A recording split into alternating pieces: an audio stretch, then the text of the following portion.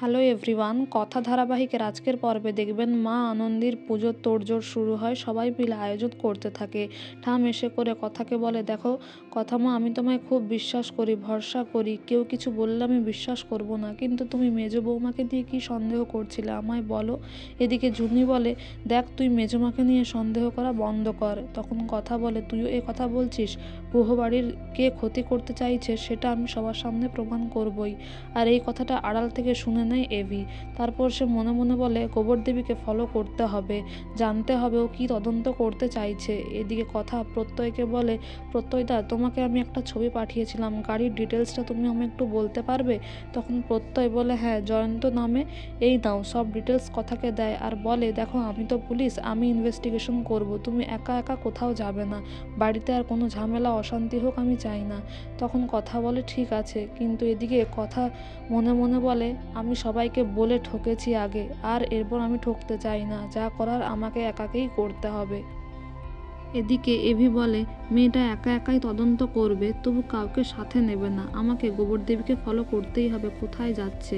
তারপরে এভি কথার পিছনে পিছনে যায়। আর এদিকে কথা আসে অফিসে গিয়ে লোকটিকে গাড়ির ছবিটি দেখিয়ে জানতে চায়। তখন লোকটি বলে, হ্যাঁ বহরমপুরেই তো গাড়িটা গিয়েছিল।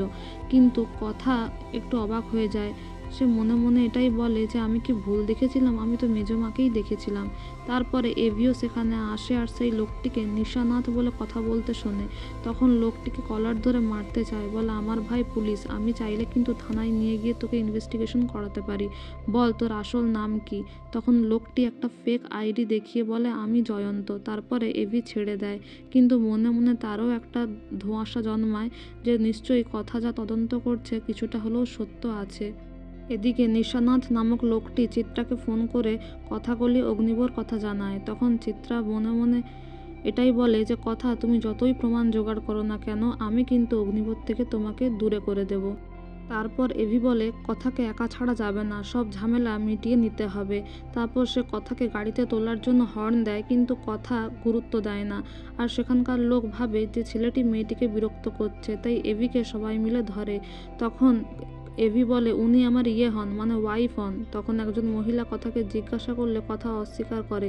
তখন লোকজন মারতে চায় এভিকে। তারপরে কথা সেটা দেখে বলে, দেখুন উনি আমার স্বামী নন, কিন্তু অপরিচিত তো নন, উনি আমার বন্ধু, আসলে ঝগড়া হয়েছে বলে গাড়িতে উঠতে চায়নি। তারপরে সেই লোকগুলো চলে যায় আর এভি রাগ করে তাকিয়ে থাকে, বলে কি তুই লোকের সামনে আমাকে ইনসাল্ট করলি, তুই আমাকে মার খাওয়ানোর প্ল্যান করছিলি না, চল এক্ষুনি বাড়ি চল। এই বলে টানতে টানতে তাকে বাড়িতে নিয়ে যায় আর বলে, তোমরা সবাই আছো, জানো আজ কি হয়েছে, জানো কি হয়েছে। ও সকলের সামনে আমাকে হাজব্যান্ড হিসেবে পরিচয় দিতে অস্বীকার করেছে। এ কথা শুনে সবাই একটু মজাও নেয়, অবশ্য কেউ বিশ্বাসও করে না। কিন্তু প্রত্যয় বলে, তুই ভুল শুনেছিস, হয়তো ও বলতে চেয়েছে তুই বন্ধুর থেকেও বেশি। তখন এভি বলে, না না, ও ডাইরেক্ট অস্বীকার করেছে, মুখের ওপরে না বলে দিয়েছে। তখন কথা বলে, আপনারা ভুল বুঝছেন, আসলে উনি তো আমাকে বন্ধুর থেকে বেশি কিছু মনেই করেন না, তাহলে স্বামী বলে পরিচয় দিয়ে ওনাকে বিপদে কেন ফেলবো। তখন সবাই বলে, হ্যাঁ সেটাও ঠিক। এদিকে কর্তা দাদু বলে, আচ্ছা তোমাকে আমার একটা প্রশ্ন করার আছে, তুমি কি মানছো যে ও তোমার ওয়াইফ আর তুমি ওর স্বামী? তখন এভি বলে, না মানার কি আছে, জোর করে তো বিয়ে দিয়েছেন, না মেনে আর কি আছে, তো ও তো আমার ওয়াইফই।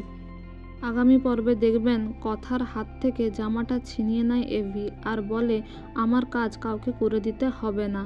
তারপরে মিস্টার রায় এভিকে ফোন করে আর বলে, আমি মিটিং করতে চাই আপনার সাথে আর কথাকলির সাথে। তারপরে এভি কথাকে মিটিংয়ের জন্য যেতে বললে কথা বলে, আপনিই তো বললেন আপনার হেল্প লাগবে না।